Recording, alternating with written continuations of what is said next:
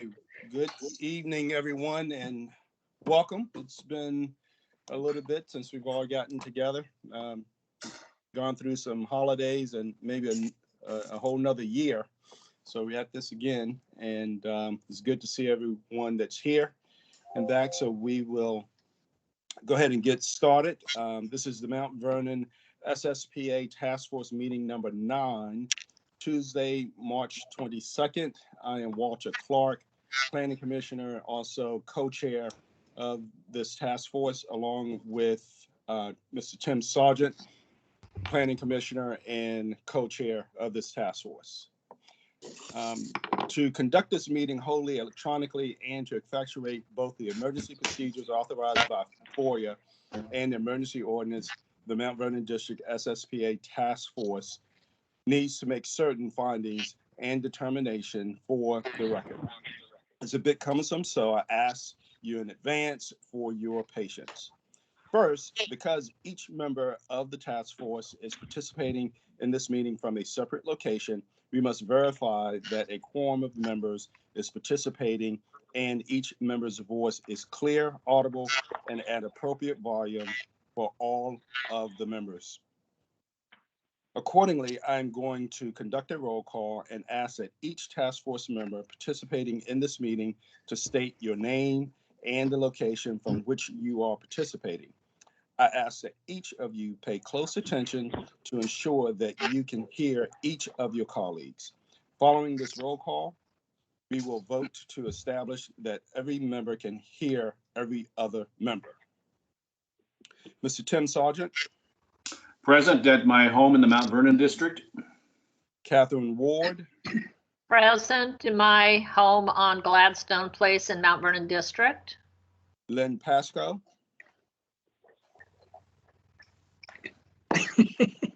Unmute yourself, Lynn.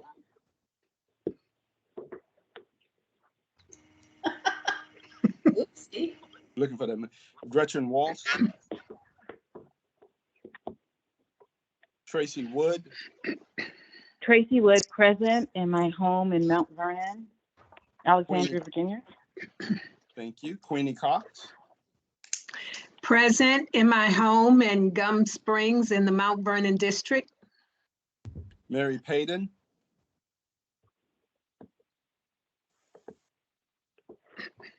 Holly Doherty.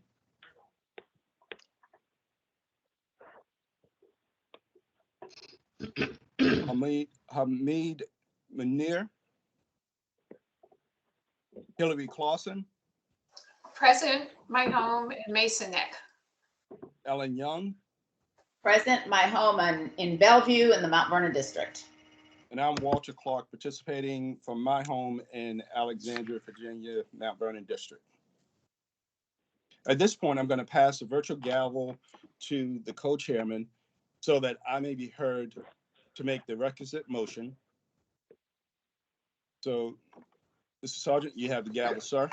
I move that each member's voice may be adequately heard by each other member of the Mount Vernon District SSPA Task Force. I so move. Do I have it all in favor of the motion? Say aye. Aye. Aye. Any opposed? Seeing and hearing none, the motion passes. Second, having established that each member's voice may be heard by every other member, we must next establish the nature of this emergency that compels these emergency procedures, the fact that we are meeting electronically and the type of electronic communication is being used, and how we have arranged for the public access to this meeting.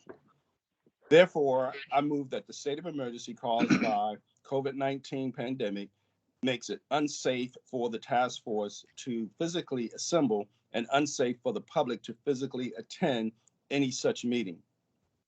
And that is, as such, FOIA's unusual procedures, which requires the physical assembly of the task force and the physical presence of the public, cannot be implemented safely or practically. I further move that the task force may conduct this meeting electronically through the dedicated video and audio conferencing line, and that the public may access this meeting by registering through the meeting link on track a plan amendment page of the SSPA website at www.fairfaxcounty.gov/planning-development/plan amendments/south/south/track-plan-amendment, or by calling 1-844-621-3956 TTY 711 and entering the access code. It is so moved. All in favor of the motion, say aye. Aye. Anyone opposed? Hearing and seeing no opposition, the motion passes. Finally, it is next required that all of the matters addressed on today's agenda must address the emergency itself and are necessary for continuity in the Fairfax County government and or are statutorily required or necessary to continue operations and the discharge of the Mount Vernon District SSPA task force's lawful purposes, duties, and responsibilities. I so move. All in favor of the motion, please say aye. Aye. Anyone opposed? Hearing and seeing no opposition, the motion passes. Great. Thank you, Mr. Chairman.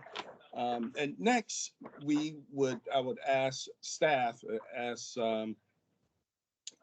if we are open for public hearing tonight, and have there been any electronic emails or comments received since our last meeting that needs to be addressed? No, there have not. Thank you. Okay, great. So moving right along, let's dive right into the agenda, which we will hear the Huntington Metro Station presentation. Prior to that, I'll ask Graham or if we have any additional information that we need to share, housekeeping items with the task force.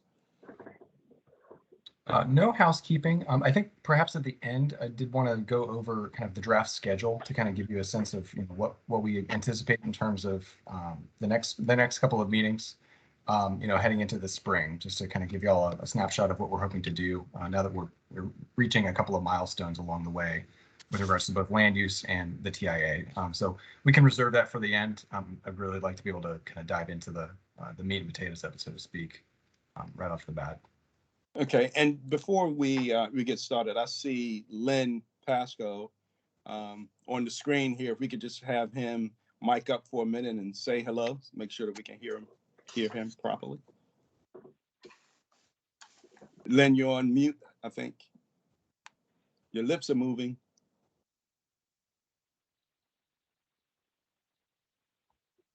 So Lynn is having some audio issues, it looked like. He's not on mute.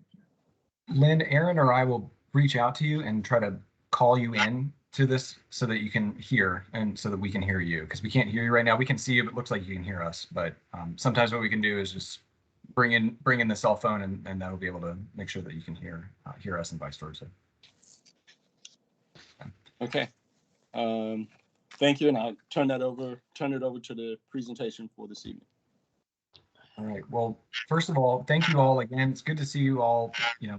I was going to say in person, but it's good to see you virtually again. It's been 3 months, believe it or not. I think the last time we had a meeting of the task force was December the 14th, believe it or not. So before Christmas and everything. So thank you all for coming back. Good to see you. Happy spring. Hope you all were able to get outside at some point today.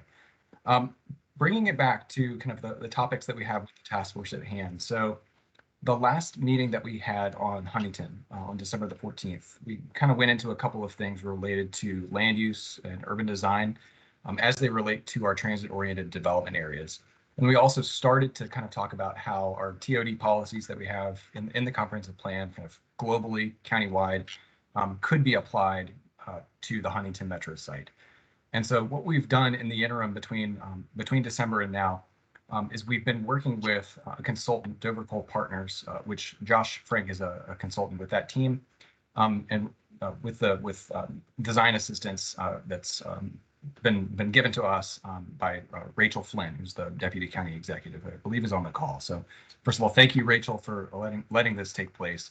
But we've got a great team at Dover Cole who's been able to help us visualize some of the TOD policies and the guidelines that we have in the county's comprehensive plan, and trying to map out and literally visualize, illustrate how some of those TOD policies could be applied to the site plan as the concept plan that we've been reviewing with WMATA. So, Rachel, I don't want to put you on the spot, but if you'd like to say anything in particular, feel free. No, it's just great to see so many people engaged in this effort. This is a really important site. One of our last unplanned and really undesignated metro station areas. So we want to get it right, and we want to hear what you have to say. Staff has put a lot of effort into this. I want to thank them for all that they've done, as well as Dover Cole. So thank you. Absolutely. And so I think with that, Josh, I'll let you take it away. But if anybody has any questions along the way, I think we've got a lot of material to cover tonight. So feel free to just jump in and we can have a good discussion. Great. Thank you, Graham. Thank you, Rachel. It's nice to see everybody. As Graham mentioned, I'm Josh Frank with Dover Cole & Partners. I'm a project director, urban designer, and town planner with the office. And just give me 1 second. Can I get a verification that you guys can see my screen okay? I'm going to go into presentation mode here in a second. If I can ever remember where that button is. There we go. Perfect. So you guys can see that. Is that okay? Okay, awesome. So again, thank you for having me. And like Graham mentioned, we have a lot to cover. So I'm going to try and be as broad as I can. And if you have questions, please, feel free to shout them out at me, and we can go over things nice and broadly. So as Graham mentioned, we were brought in. I wanted to create this slide to sort of overview essentially not just the station area at Huntington, but also our role. I've described it before as essentially a mindful audit of how WMATA's plans integrate with both Huntington Club, the Parker development, as well as the surrounding neighborhoods. As well, in addition to that, the future of the area overall, and not just segmented into certain developments. So working to unify a common concept and solve some, not necessarily issues, but challenges with the site.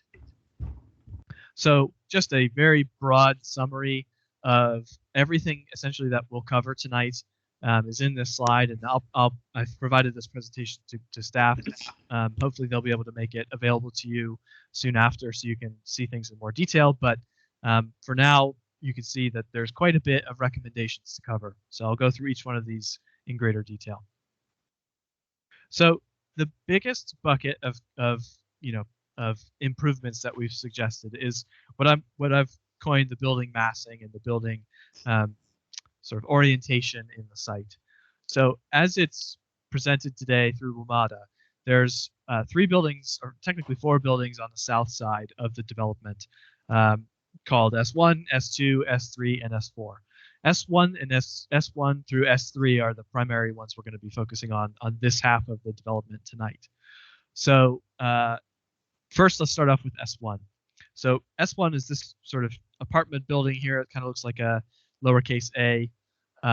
There's a couple limitations with S1 that's really important to understand. So one is the existing metro station is currently underground at this portion. So there's some limitations for building height because of weight issues and structural issues, as well as just how deep the building can go as a sublevel. So how much garage can exist underneath it.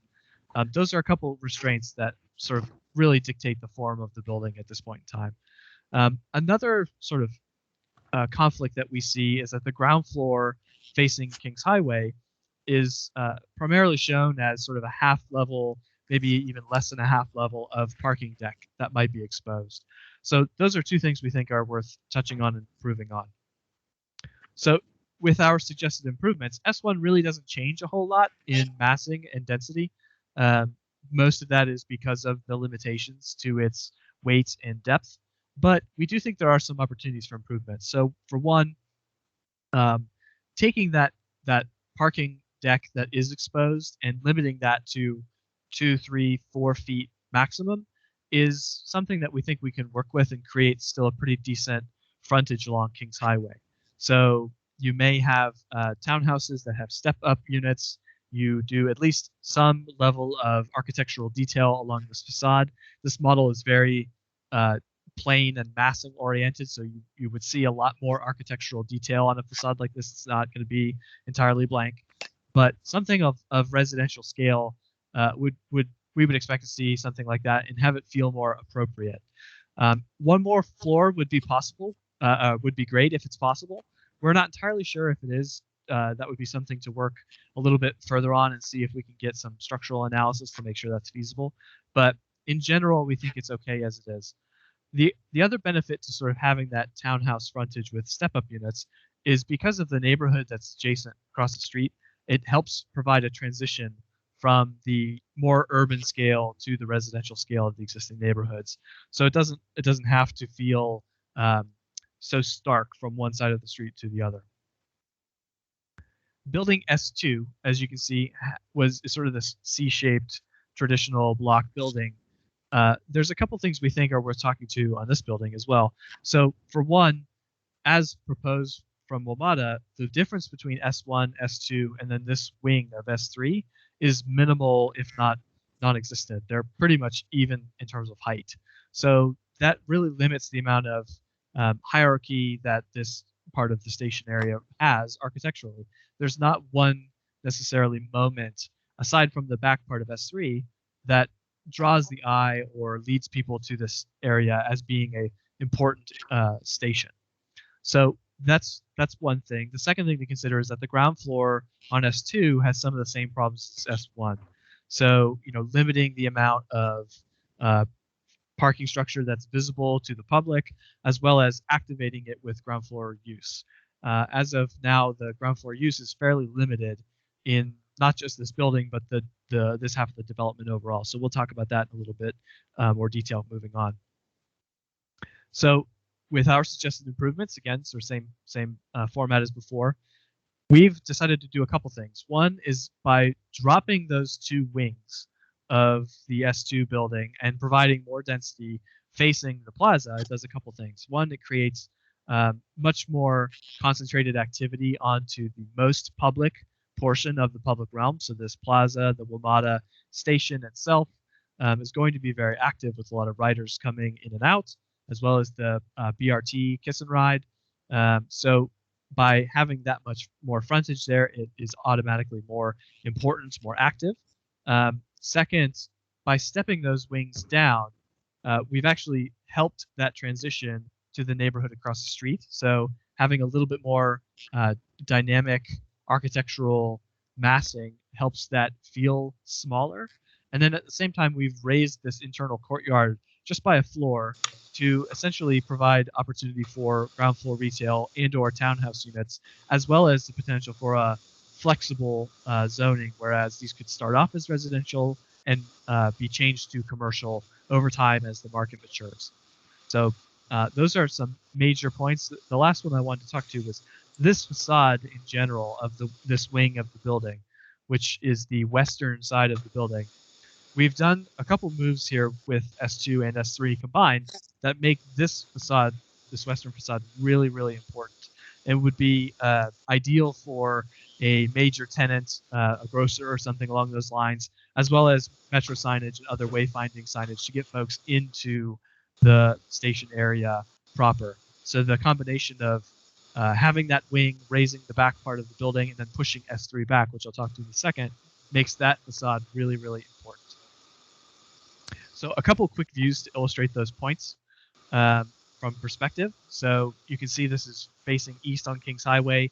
The step up of this building leads your eye into the destination, which is the metro station itself, as well as gives this corner some pretty significant prominence. But the overall height not being overwhelming, right? You can look at this perspective on the right and see that at a little bit shorter distance, or height, I should say, the visibility is not quite terrible for a bordering a residential neighborhood. This one, if we could get this extra floor, would be great. It still wouldn't overthrow that feeling of this being, against a residential neighborhood. S3 is the building that we took the most approach to. as was proposed originally, the back part of the building was really pushed very far back towards the metro line itself, and had very limited ground floor retail in an environment that wasn't perhaps set up to best serve that retail in terms of vitality, economic vitality. So, for example, we've noticed essentially that the longest facades, the biggest facades of the building, face either internal or external in areas that aren't very visible. So really the only public facing facades are these shorter ones here and here, as well as, this the entry being a little bit car centric. Having a porte cochere here is kind of a little awkward for an area that's so highly pedestrian. And then we think there's also some opportunity to improve the frontage along Kings Highway. So for building S3, a couple things. In our suggested improvements, we've essentially taken that wing and placed it on top of the massing of the rest of the building. And that does a lot of things for us positively. So one of them being that height now is as a tower itself is something that is much more prominent for not just this half of the development, but for the station area up to, a quarter mile, an eighth of a mile away. So this is immediately understood to be the most important part of this transit station. So that's one part. Second part is having one singular entrance into the building simplifies things from a pedestrian vision zero standpoint. It's a lot less dangerous, a lot less conflict, and the visibility is a lot greater. It also skews the public realm more towards the pedestrian and the cyclist, and less towards the car. And in doing that, that little linchpin moment right there, which is kind of the tightest part of the block, is really critical to get right, because by pushing S3 back as well, we've provided this opportunity here for having essentially an additional park space or public space fronting Kings Highway that could essentially be connected to the rest of the plaza space interior. So you're creating one larger public realm as opposed to perhaps two or three segmented ones. So we think that's worth talking through and considering. So, and again, the last point being that this facade of S2 is very prominent. The other last thing I wanted to mention is that it does also create the facades facing the conservation easement are now some of the more dramatic views, and also have opportunity to be activated further, whereas before they were a little bit behind and not necessarily as attractive as they could be. So, and I'll show that in a little more detail as well. So looking at, again, in perspective, a couple of things to notice. One, this is from Cameron Run side of the project almost. You can see the height and exactly what I mean by this sort of being a pin or a flag saying this is exactly where the most important part of the area is. And then, again, the benefit of having that and taking advantage of the conservation easement really creates a very dramatic vista for the station area altogether, and is not unlike a cathedral on the hill almost in terms of taking advantage of the topography itself. So this is the highest part of the land, so it makes sense to have the tallest building there as well.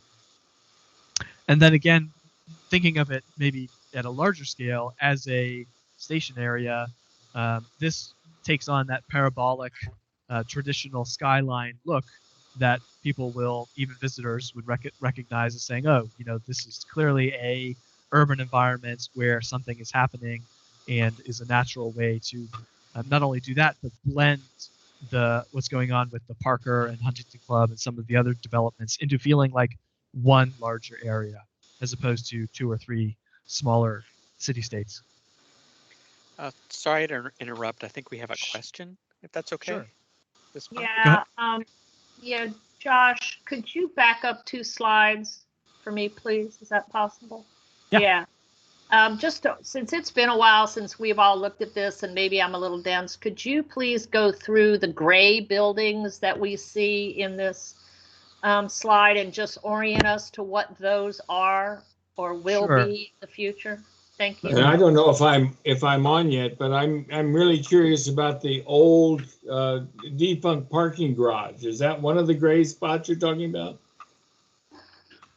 So let me go through them a little bit here in plan, because I think I have everything labeled here. The buildings that are to the west is the Huntington Club, and then the buildings to the east that you can see in those perspectives are the Aventon, and then I think you're able to see the Parker in the distance. The parking garages that you can see, let me go back to the perspective now, are essentially these two buildings. Graham, correct me if I'm wrong, but I believe the defunct parking garage is at this point in the middle and is being proposed for removal. That's correct. So the Well, I assume edge- it's right behind S1, isn't it? I'm just confused too.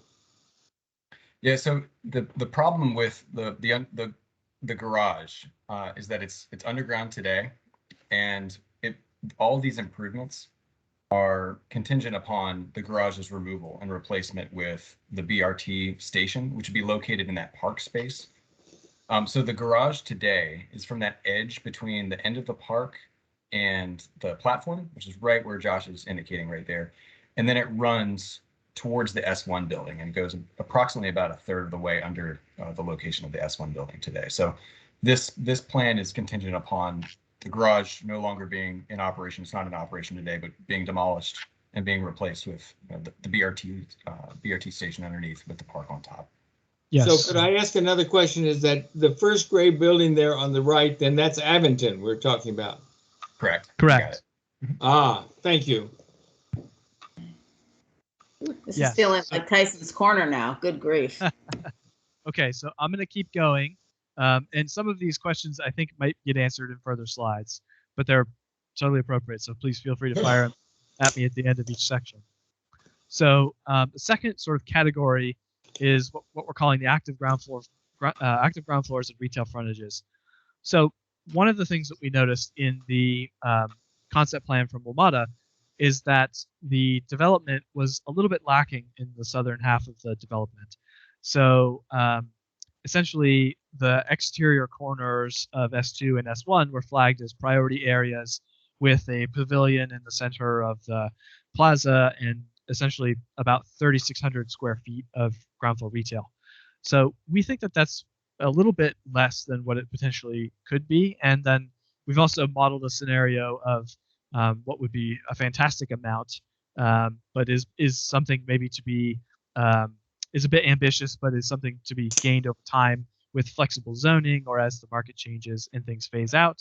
So we'll describe that in a little bit. So the first scenario is essentially taking that 3,600 square feet and saying, what if we did, instead of 3,600, we did 20,000 square feet, which brings us sort of right in line with the TOD standards as they're written at 34,000 site-wide. So we actually think that the 14,000 on the northern half of the project here is okay. It's in a good place. It makes a lot of sense in terms of the corners where it's at, and it's fronting a public realm, which is fantastic. On the southern half, instead of perhaps just doing the corners, which could potentially either exist in this scenario or the next scenario in some fashion, or perhaps even as a flexible zoning, there's a potential to focus a lot of the activity on the public realm.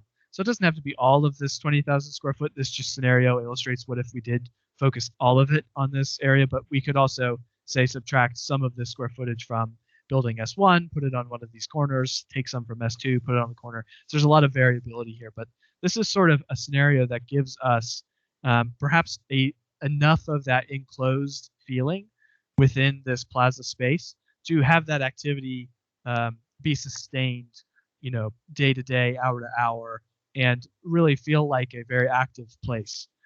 Whereas having it on the exterior maybe makes this plaza feel a little bit empty. So this is an area where we think we could see a good level of success for those retail environments, as well as for the pedestrian and the metro users. The second scenario is, okay, what if we took that 20,000 square feet and doubled it, which assumes perhaps an anchor tenant at some point in time becomes a partner in this development, or we are able to, concentrate more on S2. This is a scenario where we can begin to turn corners around onto Kings Highway in greater amounts, and then really take that, the point I was making before about taking this park space, this active public realm, and connecting it to the plaza in here. It automatically creates a much more active environment that is inherently visible from Kings Highway, but at the same time is also something that, you know, we've talked about having this anchor tenant perhaps be even a cultural institution, something that is driving trips to this area, not necessarily receiving trips from folks that are already going to be here. So that's something we see that this corner could also sustain, and again makes for a quite connected public realm. So looking at just the 20,000 square foot scenario in terms of square footage and FAR, I know this is a lot of numbers. The big important numbers are the ones at the bottom, and essentially the WMATA concept plan has roughly a 1.19 FAR, and the suggested improvements bumps that up to about a 1.29 FAR, which puts us better in line with the TOD standards. And then just to do a quick rough check on parking counts, we did a hypothetical assumption based off of an average unit square foot. So an apartment, that's 1,090 square foot on average. A parking requirement that is sort of a standard 1 per unit, and then a retail of 1 per 240 square feet, which Graham, I believe, came from another requirement that you have already on paper. So this isn't something totally invented or novel, but using those same figures, essentially we calculate out that building S1, building S2, and building S3 either are right at what would be required for parkings. I think, yeah, S2 is only 4 spaces short, and S1 and S3 are actually providing a small surplus in parking spaces. So they pencil out. And to be clear, with both the 240 per square foot and then 1 per unit, that's with a reduction, but it's with the reductions that we typically see in transit-oriented development areas. So it's a little bit lower than what you typically see kind of, you know, elsewhere out in the county if you're not in a TOD area. But we think that given that this is at a metro station where we, you know, all of our TOD guidelines encourage non-automotive uses, you know, pedestrian and bicycle movements, that this type of reduction is appropriate. Yep, exactly. So I think we have another question. Yeah, absolutely. Go ahead.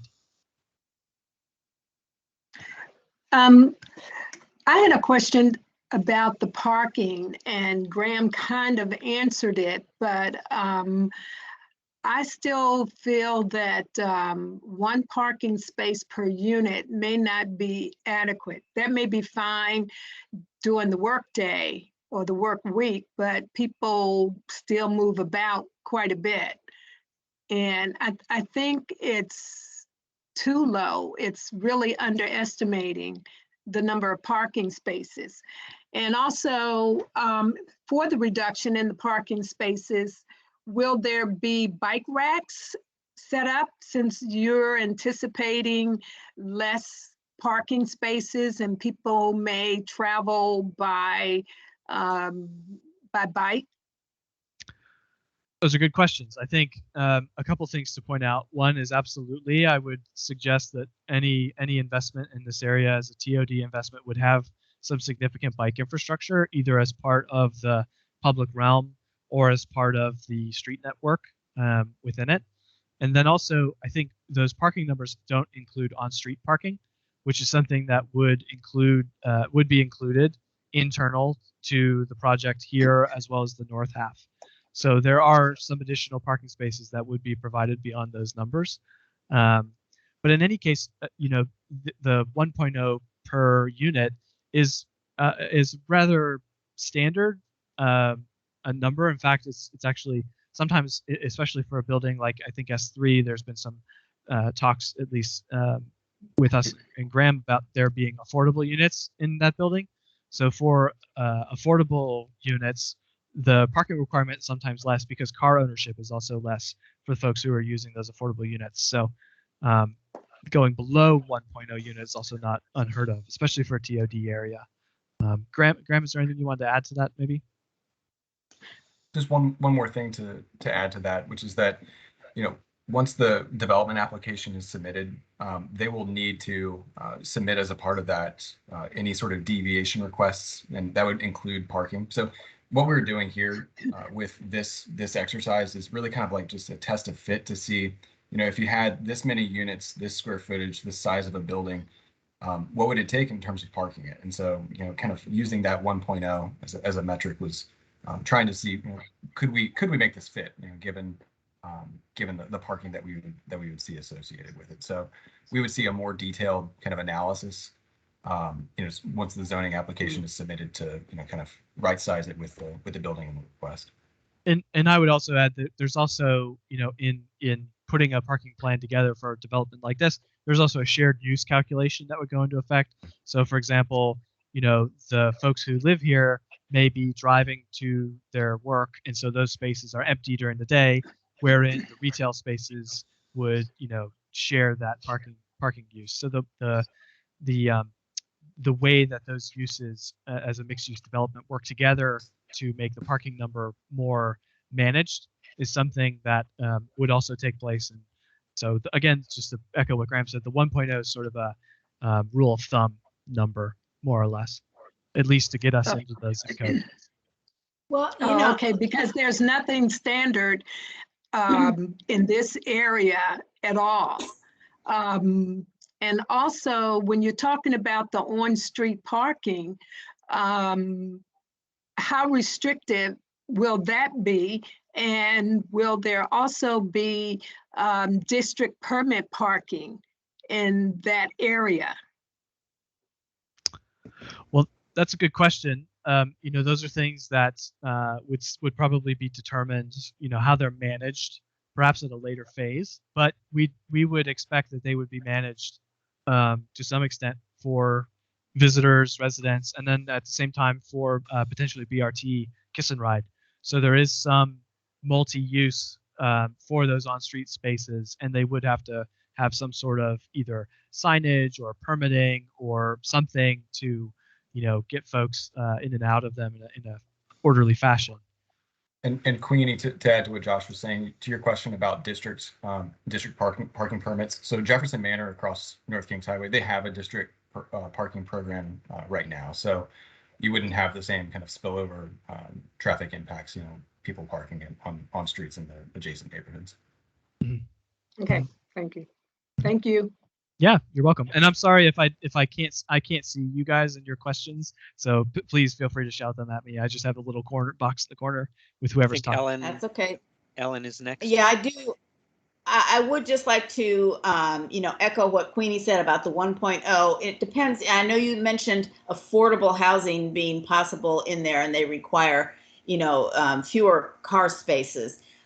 But I would ask you, what are you calling affordable housing? Because the Huntington Crossing townhouses that were supposed to have affordable housing in there, the affordable starts at $750,000.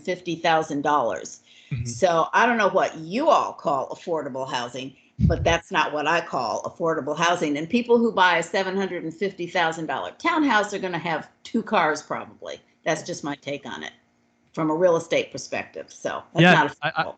I don't disagree. And in fact, we part of this analysis, we're not tasked with doing an economic and a market analysis that would tell us exactly what the makeup of the affordable units are.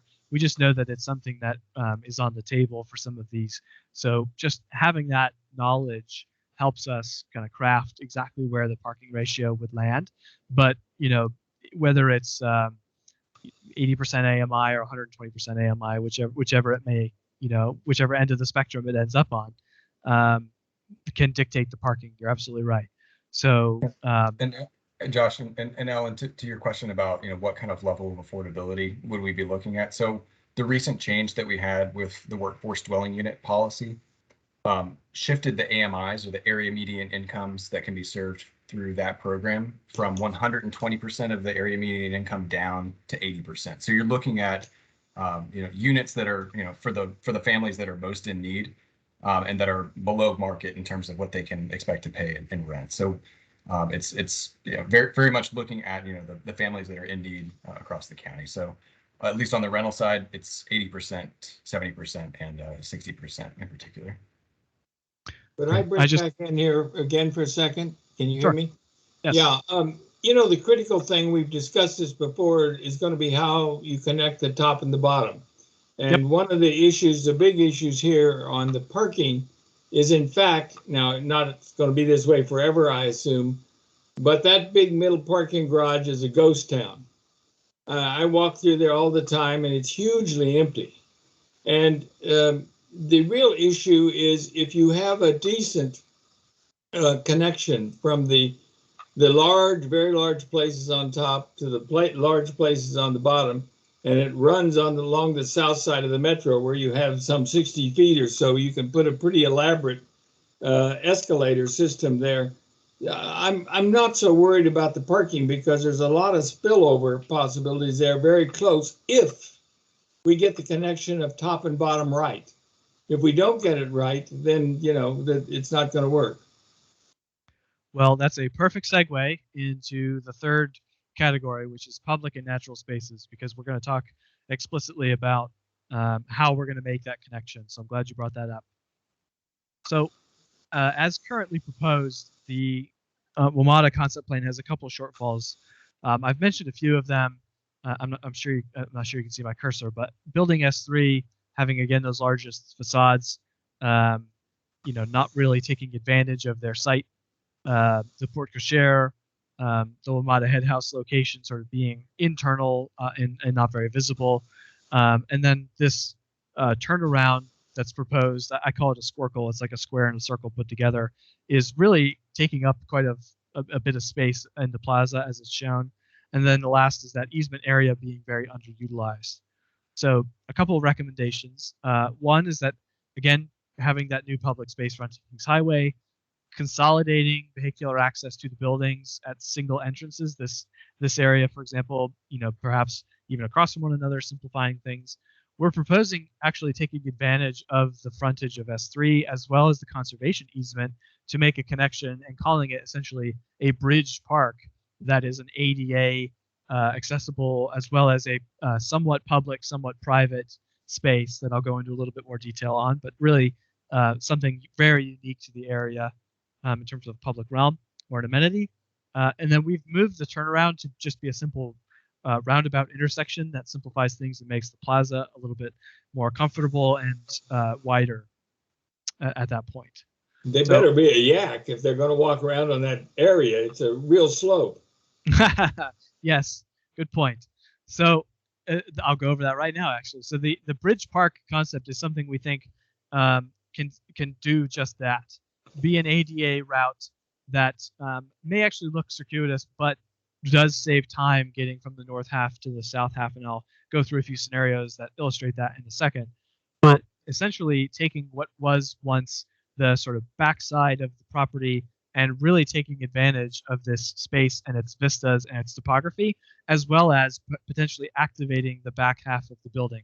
So, for example, we've shown it for now as an extension of the garage for simple massing purposes, but there is also potential for this plaza-like environment to host a community center or some sort of amenity for the building or for the public that then spills into this essentially park. And you can see a really great example of a bridge park type landscape in Atlanta as part of the botanical gardens. So whereas the plaza space might be very active and you'd see food trucks or festival type events, the bridge park half is much more passive and much more natural in its setting and in its use. So another example, not too far from you guys, Crab Street Falls Trail, very scenic, almost like a state park more than an urban environment, as well as Acadia National Park in Bar Harbor, Maine. I've been there; it's beautiful. So really taking advantage of that topography and the passive use of that space. And so I'm going to continue on to this section because it's related in terms of the circulation. So within the site and then to the site from the surrounding neighborhoods. So we've identified, as you mentioned, a couple deficiencies in essentially how to get from the north half to the south half, and that's only exacerbated with the topography. So, for example, there's a couple smaller issues. For example, a missing crosswalk, an opportunity for an additional stairway access up into the plaza, and then again some rather large conflicts in terms of accessibility across for ADA. So in our improvements, we've done a couple things. One, taking care of those little things, adding an extra crosswalk, an additional stair up into the plaza from the parking garage, taking advantage of an existing, what I think is an easement to get to Cameron Run Creek Trail, having the bridge park itself, which really knits both sides of the development together, and then also having that park space fronting Kings Highway also further makes better connectivity. So all those things put together really begin to stitch this area quite nicely. So the first is that additional stair location. Everything that's in red is what's proposed by WMATA. Everything that's in blue is our sort of suggestion. So currently there's just one sort of back of house stairway proposed along Metro Access Road. And we think there's opportunity to connect you can kind of see it in the corner here, this light blue elevator stair tower for the parking garage straight up into the plaza with a second set of stairs. And they don't have to be your average, set of stairs. We could celebrate these moments in an urban fashion similar to Crescent Falls Church or Meridian Hill Park, where the stairs and the grade change is actually a part of the park feature itself.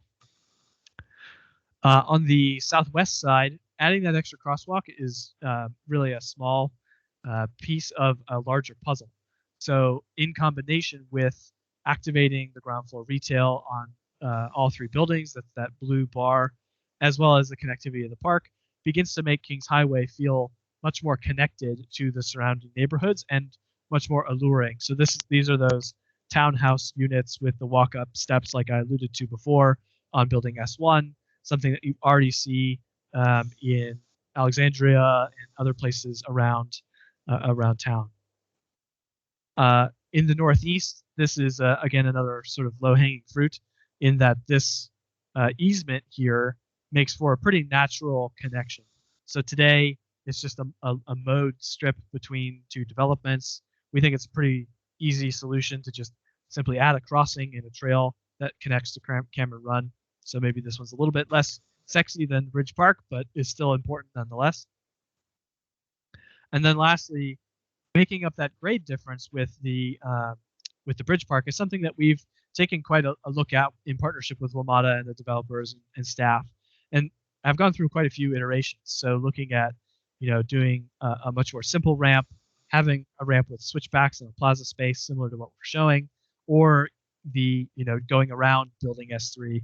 And essentially, we've taken option B and C and combined them while improving plan B, which you can see had the most path distance. But by adding a few sets of stairs, we can actually shorten that distance for folks who do not need a mobility device. So in this diagram, for example, you can see the blue arrow is the most direct route through the Bridge Park.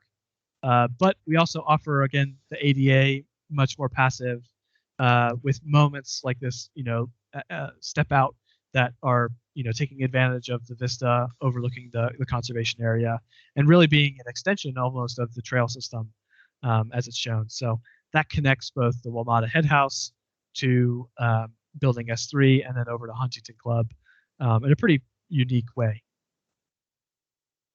So a couple quick scenarios, just taking off some linear feet and calculating walking distance based off those.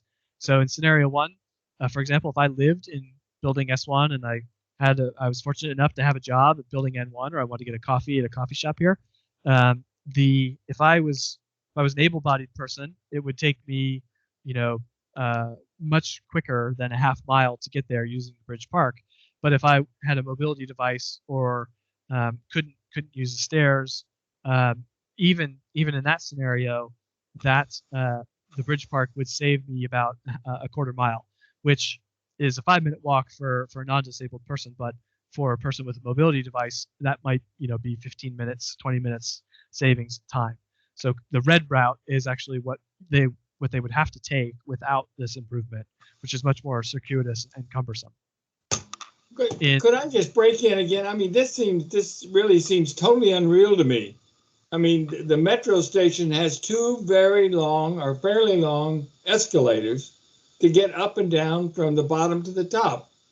I don't understand why we're not talking about a nice shopping center type escalator that runs right beside Metro, that naturally connects these together, that lets people on crutches or whatever get up and down the area. You know, our basic point is nobody's going to go from below to top unless there's a simple way to get there. And I don't understand all these pretty little bridges. That's a heck of a distance up and down.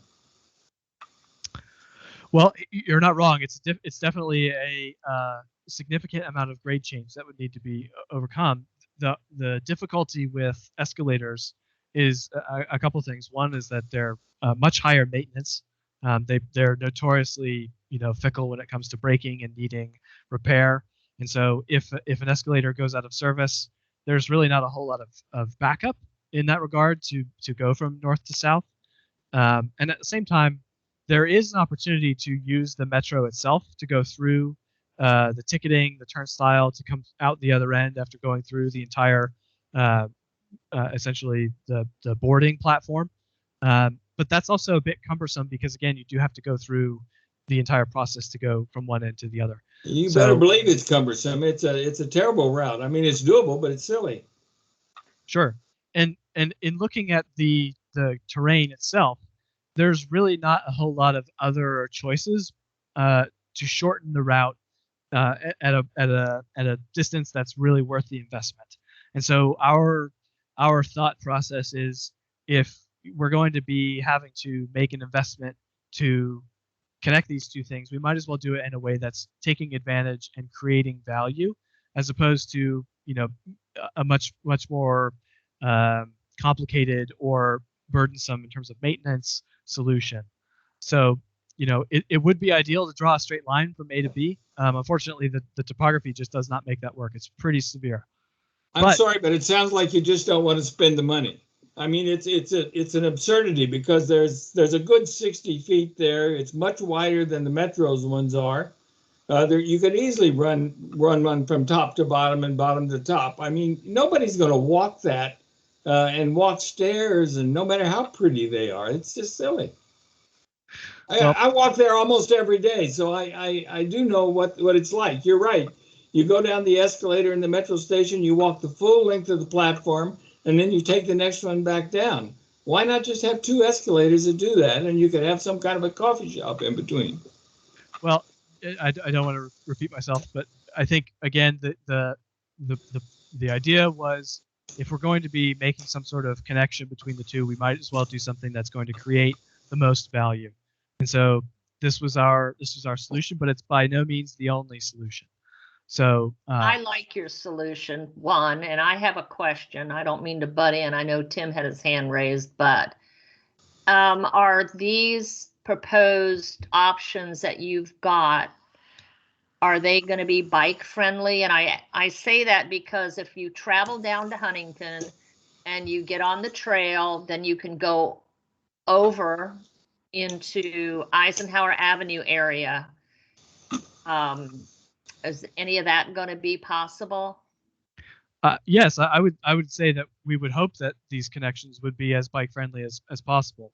We've taken a very cursory look at this as a solution in terms of what can we do that is ADA accessible and makes the most value, but it's by no means been tested for every means and method. So when it comes to construction feasibility and driving pilings and all of the materials and methods, we haven't necessarily looked at that. This is that 10,000 foot big picture view. But I would hope that, yes, it would be as bike friendly as we could possibly make it to make that connection, as you're saying. So I'm going to just move on really quickly to go through these last scenarios and get to the end of this section, and then I can stop for more questions. I think it's really important too to think about this connection to Cameron Run. So if we did have that lower hanging fruit connection between Midtown and Huntington Station, that provides us a pretty great benefit to making that connection. So whereas before it would take somebody going from Huntington Station Mall to Cameron Run Creek, it would take them about a mile worth of travel distance. This again saves about a quarter mile, which for an able-bodied person is about a 5-minute walk. but for those with the mobility device might be even greater. So it's a major benefit. And then lastly, even within the development itself, this was a close call, but is still even on the most conservative. Let's take a look at the most conservative path. It still is either breaking even or providing us an inherent benefit of about a quarter mile. So that's the end of that section. I know I thought I heard we have more questions. Again, I apologize. I can't see hands. Mary and Tim have questions. Okay. Yeah, I have a question. I do use a walker or a rollator. I can't walk long distances without that. And I used to live in the Huntington neighborhood, so I am familiar with that area. Yes. Well, that's really a far distance for somebody using a walker to go from one side to the other. That doesn't really seem like it's in the true spirit of ADA to me. Tell me about the stairway, and is there no way you can put a lift, a short elevator under that stairway, and why would that not? That's a great question. Yes, we've talked to that exact point, in that having an elevator of some capacity within the bridge park is feasible because of the connection we're making to the building itself. So it's within the realm of possibility that there would be an elevator that could connect to the bridge park in addition to serving the garage and the building itself. So yes, that's definitely feasible. We've also talked about having a potential secondary way to get into the transit station itself that's perhaps at a lower grade, so it cuts out half the movement of this portion itself, so it even shortens what is already a bit of a shortcut. But in general, I want to go to this slide again. The grade change goes from about 60 feet above sea level to almost 189, 190, it's 165 feet above sea level. So about 100-foot difference. It's very, very significant and very challenging to make ADA accessible, which has a certain percent slope that's required, a certain amount of ramp before a landing that's required, and so without we can't simply draw a straight line and not have stairs. So for example, in this proposal from WMATA that we took a look at, even though it's a more direct route, there's 1, 2, 3 sets of stairs here at the very end, which makes this inherently not ADA compliant. This scenario here, scenario C, has a large run of stairs between Huntington Club and this site that again makes it not ADA compliant. So this is really I don't want to say it's the only solution, because I'm sure there's a couple different ways we could look at this connection. Josh, excuse me, have you talked to the disability board council at Fairfax County about possible ways to make this more compliant? We have not made that presentation to them, but I believe, Graham, did you or Joanne or somebody reach out to them at some point? Yeah, Mary, thanks for that question. We did reach out to Land Development Services and some of the folks that work specifically on accessible routes, just to check our work. You need to talk to the board of disability folks that were under Cook when he was a supervisor. And these people can meet with you and make some suggestions to you. I am really fed up with some of the public things that go on that do not suit universal standards and disabilities. And I got some revisions made at the new Mount Vernon Rec Center that were very hostile to disabled people, and they were changed. I don't know what's happening now because everything's on hold, but I'm going to pursue this. I do not like county people going ahead with stuff and not consulting with disability boards, people who are disabled, to make these things work. So I think you need to consult with them, and I'm going to follow up on this. I'd be happy to. I'd be happy to hear their recommendations. Obviously, this is not a fully baked cake and a perfect plan. Don't keep going down this road without talking to them. Don't bake any cakes without talking to people who are disabled and use wheels to get around. And there's a lot of us in Fairfax County, and there's getting to be more and more as this county ages. And you just go talk to them right now. Okay. Thank you for that, Mary. We can follow up with you afterwards because we don't want to get it wrong either. So we're absolutely happy to talk. Great job, Mary. Graham, could I offer just a couple of questions or comments? Sure, of course. Thanks, Josh. Yeah. I like the circuitous walking system you have here. I think that's almost incumbent in modern designs that there's some kind of walkability is incorporated, whether it's direct or not. I do think for folks in a hurry to get to Metro to work, some direct access to the site may be mandatory as well.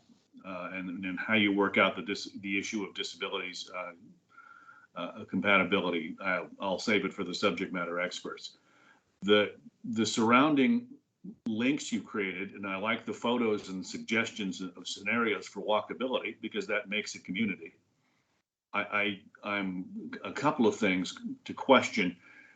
That's probably where you're going to see some folks doing some dog walking, among other things. So I know this is very, very early in your design, but consider some spaces where a dog park or two along the way will keep the accidents from happening, as it were. The other thing too, as much as this creates a walkable community, it's still a very high density community as anticipated.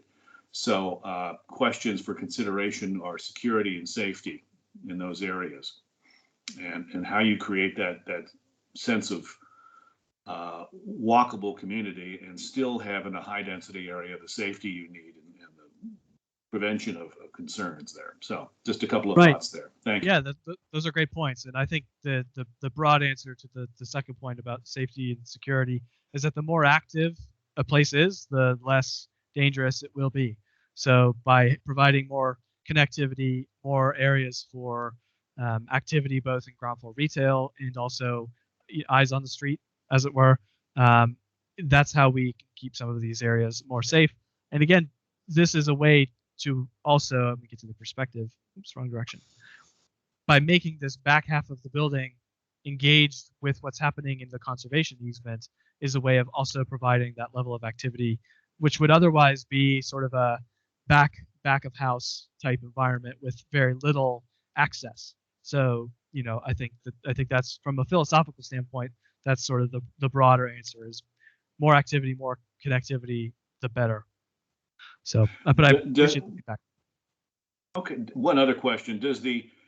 With the higher elevations for S2 and S3, does that create too much of an overhang, aesthetically speaking, in terms of the courtyard area, the plaza area?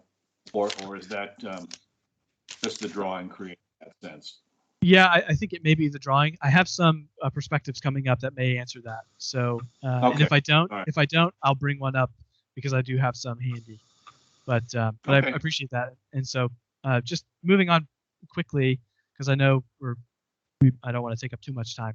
But one of the last subjects we wanted to talk about was building N3, which I apologize, this graphic is not up to date. This was a previous version of S2, but N3 gives us some opportunity, we think, to take a look at adding an increased amount of density, as well as improving sort of the entrance to the development on the north side. So we actually think N1 and N2 are pretty much okay where they're at. There's maybe a few suggestions that I can talk to, but for the most part, we think there's at least 2 or 3 scenarios we wanted to posit for everyone about block N3.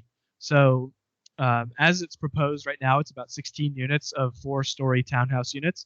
Now, there are some constrictions with that part of the property. It's very narrow. The topography is also very steep on that part of the site. And we have some limitations with the parking facility houses, the guardhouses with the gates, and the intersection sight lines, but we do think there's some opportunities. So as proposed, again, 16-unit townhouses, we think there's an opportunity to maybe use a more clustered urban scenario, which I'll show you a photo of in a second, that essentially double loads that area in a way that's sensitive to the adjacent neighborhoods, which are single-family homes and duplexes. There's also a possibility to do a townhouse/apartment mix, which further adds to the density, both to units and height. And then the last option, which is maybe a total departure from housing in general, is maybe a civic use, which would be more of a architectural contemporary structure that has 10 to 15,000 square feet and could house a community center or a civic institution. So in practice, each of these looks something or would look something like this. So it's important to know that when we say townhouse, we mean beautiful townhouses, not you know, 2-3-story townhouses without the architectural detail that's expected of this area and this region in vernacular. So beautiful townhouses. A clustered environment really is a little bit tricky because it's almost a project into itself. This is actually in Charleston and is self-parked, so there's not individual garages or detached garages. There's not surface parking. Things are much more integrated into the development, so even drive-under units. So a much more intimate, but also much more complex design. Again, a townhouse apartment mix where maybe there's some traditional townhouses, maybe more contemporary townhouses, and a small apartment building. There may or may not be enough room to do some of that park under, but we think using at least on-street parking is something worth using in pretty much all of these environments. And then again, a civic use, which on that corner, that primary intersection, should be something that is perhaps architecturally striking and maybe even uniquely different from the rest of the development in terms of architectural style. So that is it for our presentation and the recommendations. So I'll pause here and maybe I'll go back to the summary slide and we can answer as many as you've got. I've got as long as you guys are willing to hear me out. It looks like Queenie has her hand up. Go ahead, Queenie.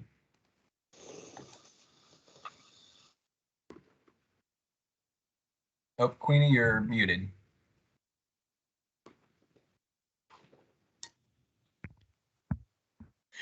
On that last slide that you had for the various options of development, the very last one. Yeah, sorry for going so fast. Okay, so yeah, go back one. No, I know, I'm sorry. Oh, yeah. Right there. Okay, so with those various options, and then you threw in the civic use, who would manage that facility? And well, your answer may take care of my second question. Well, I think, and Graham, maybe you can help me with this one. I think it depends on who the tenant is. If it's a civic use intended for the development, obviously that would be different than a civic use that's intended for the public. So Graham, I think you even may have somebody in mind. I don't. Yeah, it's a good question, Queenie. So the reason that we asked them to look at, how could a civic use fit on this specific portion of the site is that this is a fairly narrow, fairly long block, and it's on the edge of the site, and it backs up to the Huntington neighborhood where you have duplexes. So there's some constraints there in terms of compatibility with those adjacent residential uses. And we're trying to think what's the best, the highest and best use we could have here that's still going to be compatible, from a height perspective and from a use perspective with what you have going on adjacent. Combined with, the constraints of that part of the site, Neighborhood and Community Services, NCS, which is one of our internal departments, they've indicated that, the Huntington neighborhood writ large, there is a need for additional senior space and civic community center space We have the Huntington Community Center, which is located fairly close by to this portion of the site, but it's a relatively small space. So this is conceptual in nature, but we were trying to think how could an NCS's needs in terms of 10 to 15,000 square feet, where could it potentially be located should they want to talk to WMATA about using some portion of the site in the future. So that was the goal here, was to kind of see what could fit here, and it seems as though a kind of narrow building of 10 to 15,000 square feet could potentially be located here. The real trick with this is figuring out the parking, because the area is small enough to where you'd have to have a pretty small parking area either at the surface, or you'd have to have some sort of shared parking with what you have going across the Metro Garage access way. And one thing I wanted to point out too is that also that is still an option on the table is none of the above, and that it's a addition to the conservation easement, but being an opportunity for perhaps an additional 60 units at maximum is something worth exploring. Oh, okay. Yeah, because I was wondering about the civic use, because I do know that the Huntington Community Center is small, and to hear that would be an extension, but if the extension is just for the seniors, that it would be similar to having a senior center like in Holland Hall. But I know that when you start saying the civic use, it's a lot of times the county is misleading folk, because that use is only for the people who live right in that particular area. So that was the reason why I asked the question, because it could be misleading, and people who don't live right in there would be denied use because they're out of that neighborhood, so to speak. But if it's NCS, I can't see why NCS would deny any Fairfax County resident use of the facility. Yeah, and again, this is hypothetical. We don't have an arrangement between NCS and WMATA for the use of this block. Far from it. So this is very, very conceptual in nature. This is trying to see what NCS's needs are in this area, which is about 15,000 square feet, and where could it be located. And so this is again a test of fit, so to speak, in terms of where could this particular use fit and where would be a good place for it. So those kinds of details, it would be an NCS public facility for sure. That at least in terms of what we're envisioning this to be. So more to come there. It's just something that we think would be a useful fit along Huntington Avenue. So then what you so to a certain degree, that if it's managed by NCS or a facility for NCS, then that would be part of a proffer condition? Again, it may in the future. The other kind of element of this is that this is in the north phase, which, with this one block being the exception, is about 15 years out, because it's tied in with the redevelopment of the north garage. So it's further out and further afield than the southern phase, where you have the BRT loop and everything like that. So those kinds of discussions, we hope to have them, and hope to be able to come up with something that can work for the community.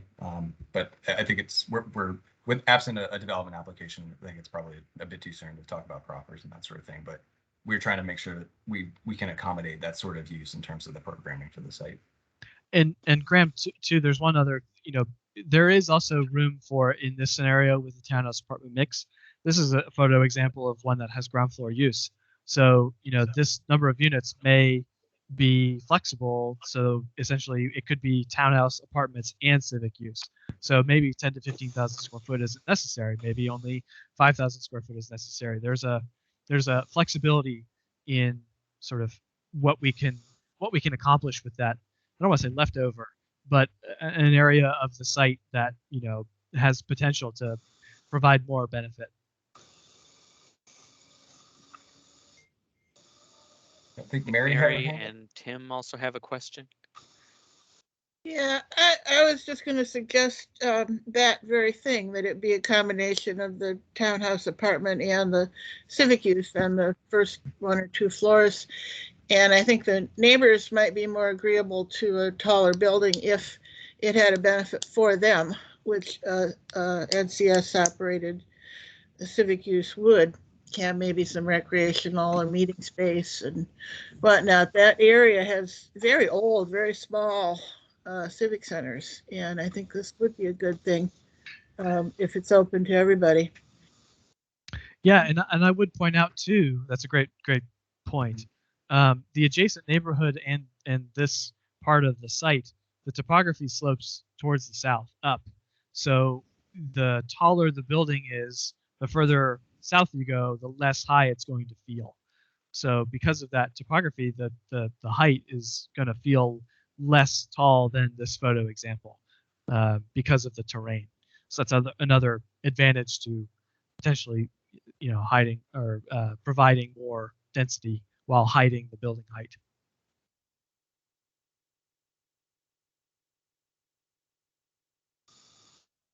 Tim, do you want to go next? Sure.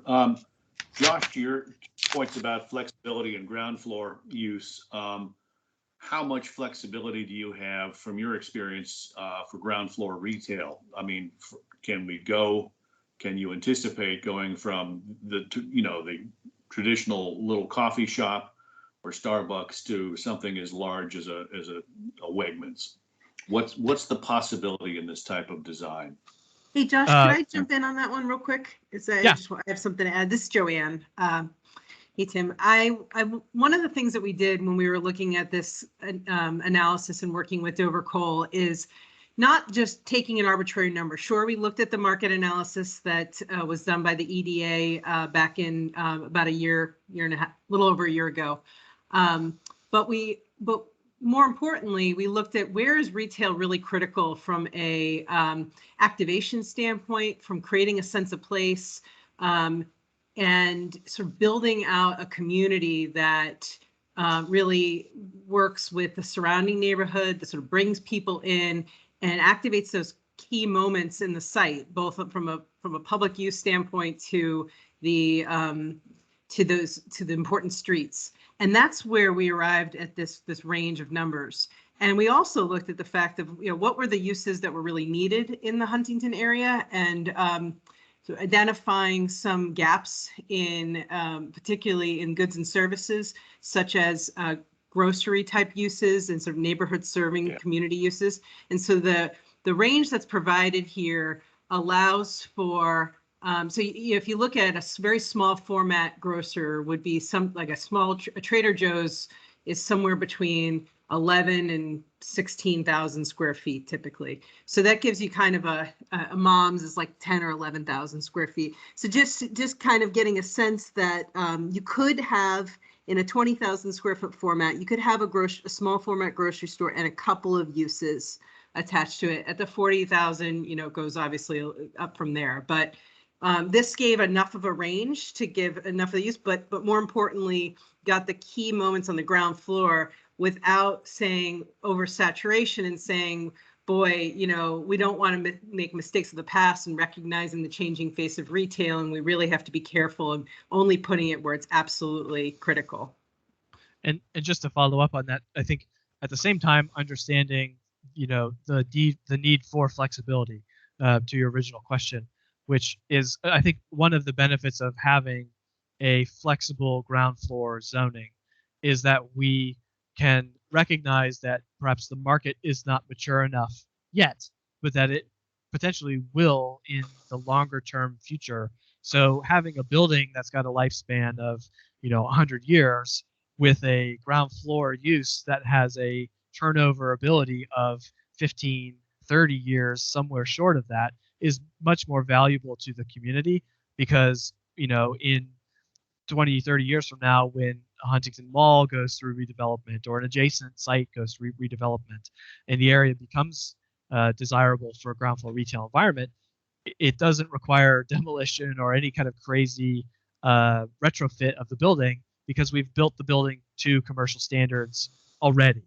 And so it's a much more seamless transition for when the economics of that makes sense. It's good to hear from both perspectives. I think the other thing too is you grow the site. You're looking at a variety of different demographics within this, especially with regard to age demographics. So having that flexibility in ground floor retail is going to be very essential. Thanks. Yeah, absolutely.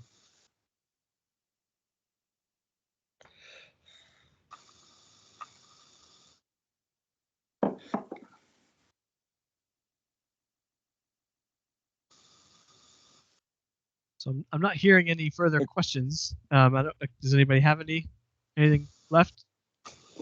Yeah, Josh, thank you for that presentation. And if there are no further questions or discussion from the task force committee, we can go ahead and open it up to the public. If we have anyone from the public that'd like to make comments or ask questions, we have about 10 minutes.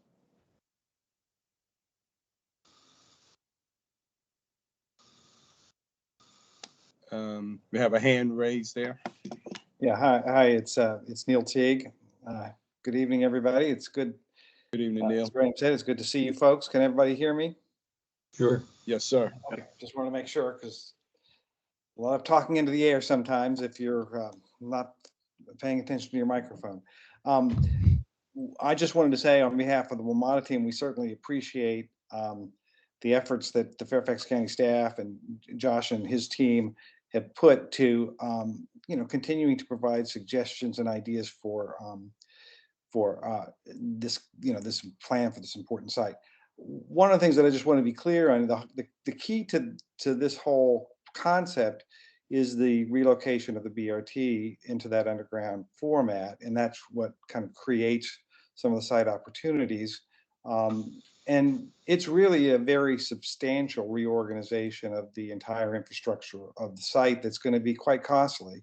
And one of the things we're seeing in some of the efforts that Fairfax is putting in is that Fairfax County values the importance of this site, and I think it's fair to say that WMATA is not going to be able to do this kind of infrastructure improvement on its own. And if this kind of plan is to be realized, there's going to be significant support from other sources of funding that are going to take place, in addition to the monies that are already budgeted just for the BRT, connection that the county already has planned. So we're excited to see these things. I think there's a lot of good ideas here, but I just want to be clear. People are, some of the questions have implied that this is a definite proposal for development. It's not yet. It is a concept of an aspiration that has a lot of steps yet before it could come to an actual development application for any part of this. So I don't want to be the wet blanket, but I did just want to point that out because we've got all these lovely pictures and how wonderful it's going to be, but this is not yet a realizable proposal until we have some more funding sources.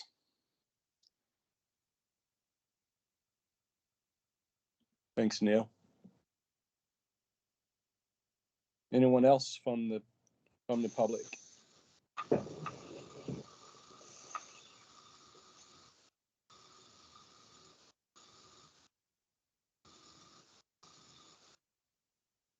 So hearing none, do we have closing comments from staff or Josh or from the task force?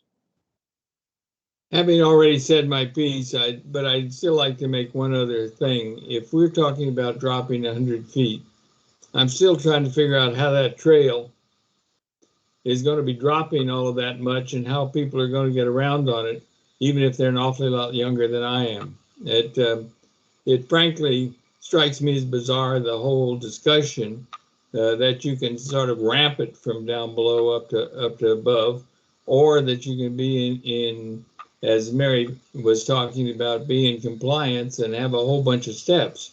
So, I mean, there's something unreal about the getting from up to down on this whole thing, and I think it deserves an awfully lot more thinking when the next time we talk, because what's there now just doesn't cut it, either for bikes or walking, it seems to me. Lynn, let me add to that, because this is Joanne again. We've spent Yes. quite a lot of time thinking about this, and I agree it still needs more. But one of the things that we did, and this was just a lot of detail to get into in this discussion, but one of the goals was to try to connect the Huntington Club proposed site into this and do it in understanding what the new grades at Huntington Club were going to be. So this set of ramps that connects Huntington Club to the WMATA entrance, station entrance on the south side, it's not ramping 100 feet. And in fact, the Huntington Club site is significantly getting increased in height. And so the differential is actually not that bad. Let's see if we can, have a graphic that shows it a little bit better. I think you had one. So what we looked at is what the existing grades are, and then what the future grades are going to be. So you can see right here, Josh has it shown. The existing is 112 at the point of where this connection would start. However, in the future state, it'll be 124 feet. And so, yes, in this case, there's a 40-foot difference between the two. But over that span of distance, there really can be a couple of options. And I agree, we need to have disability advocates evaluate this concept. We need to look at scenarios of whether or not we can include elevators within the building that would help mitigate some of that difference, other potential. But Josh made good points about, escalators on the exterior are really problematic. So what we're trying to do was a more natural solution that created more of a walking trail. But it could incorporate some of those electronic elements, especially since it's attached to this building. So I just wanted you to know that there's a lot of analysis that was gone into looking at the topography and how feasible this connection was. Yeah, I would just comment back, Joanne, that escalators that are encased in a decent looking sort of plastic and other sorts of things, a really nice looking area like every shopping center has, do not fail like the metro ones out and exposed in the air.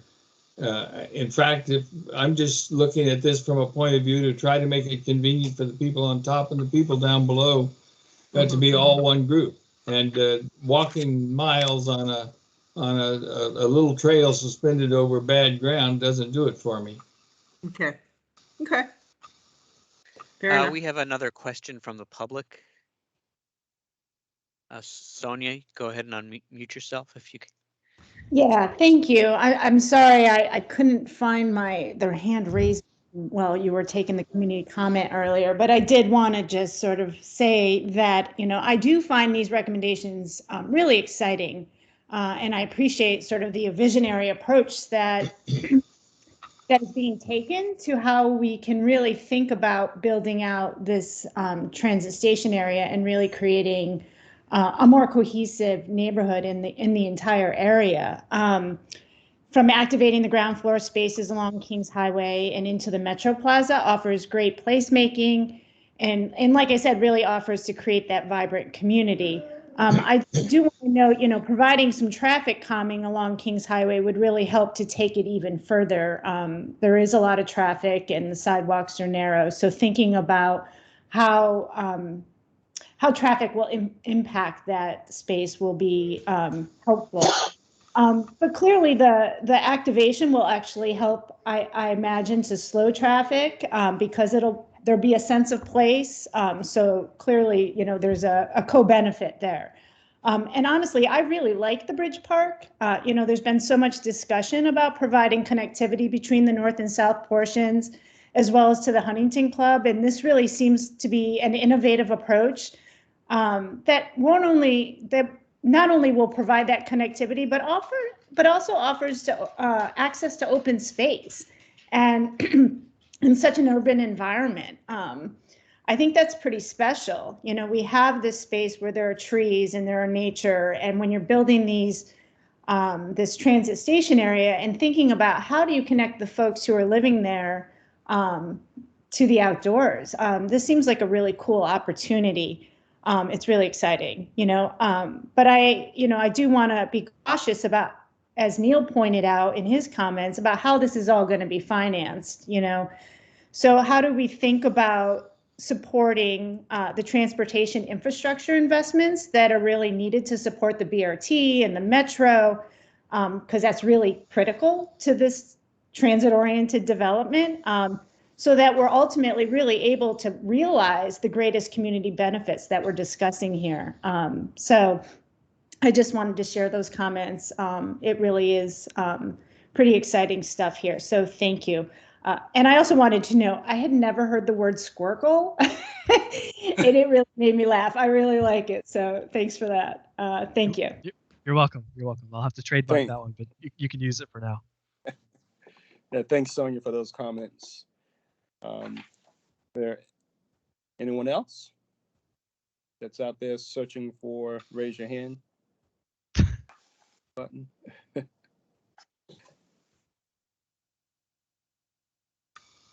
Well, I would say, Josh, this is some great information that we've heard tonight, and thank you to staff.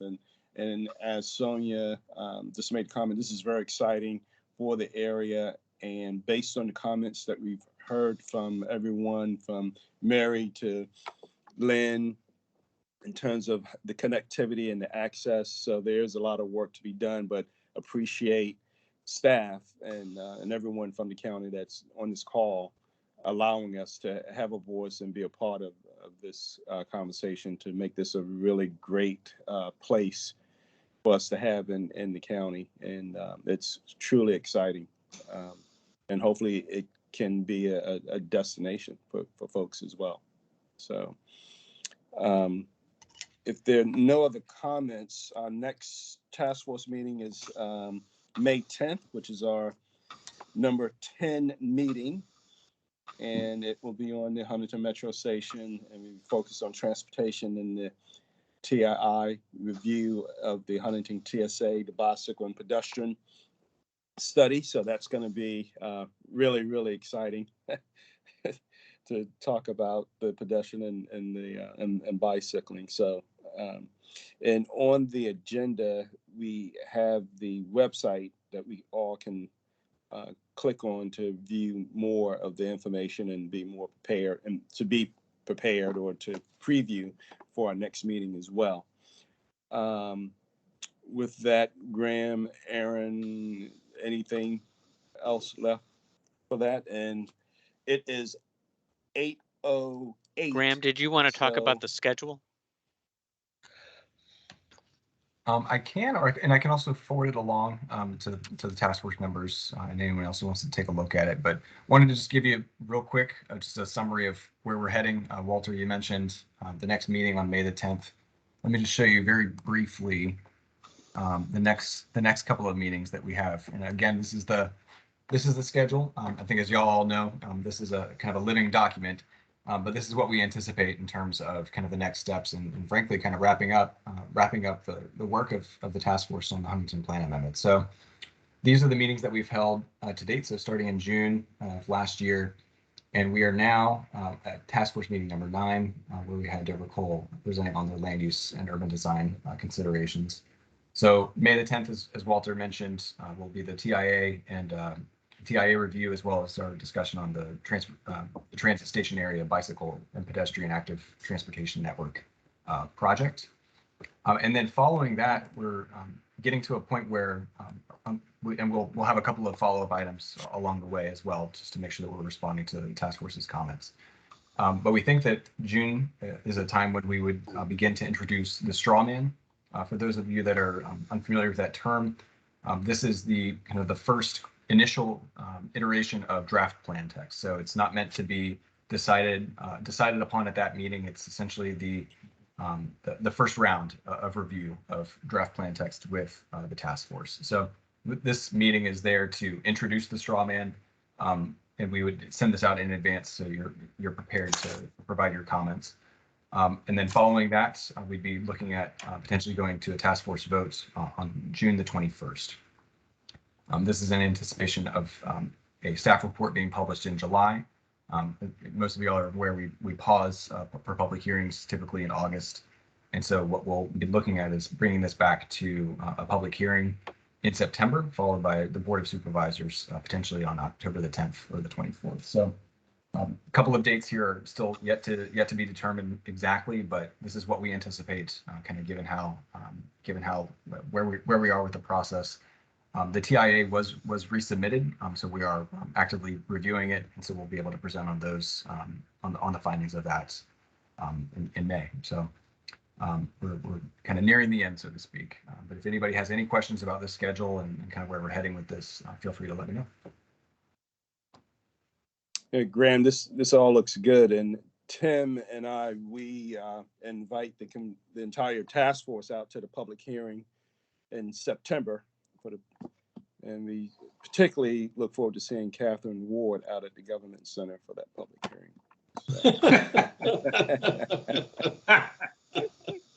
Her and Ellen, you guys can carpool. But anyway, if there's nothing else. You're gonna come pick us up, Walter? If you pick us up and drive us out and bring us home, no problem.